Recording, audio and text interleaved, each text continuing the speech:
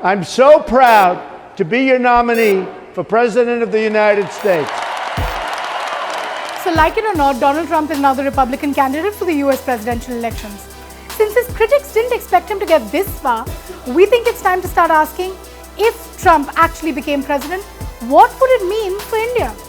Well, Trump is not a known quantity. He's never been involved in foreign policy, so the best we can do is look at what he says, but that's no guarantee of what he'll do. For example, his stance on immigration. Just in February, he said, India is taking our jobs, it is not going to happen anymore, folks.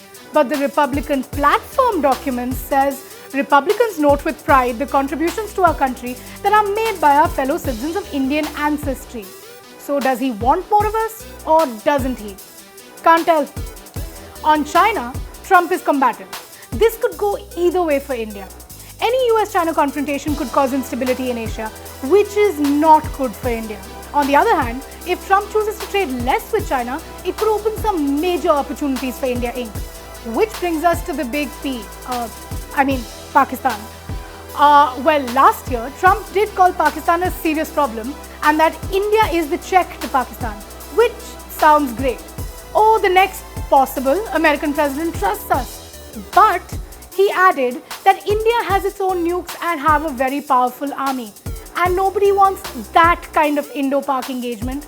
But yes, Trump may be a lot tougher than those before him on cutting financial aid if Pakistan doesn't pull its weight in the war on terror. That India may like. The really big worry is Donald Trump, the isolationist. He has spoken of reducing the USA's global responsibilities and focusing on domestic issues.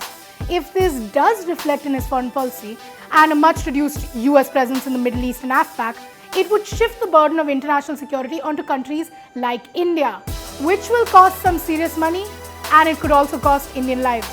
But hey, for all you know, Hillary may win and Donald Trump and this video may end up in the dustbin of history.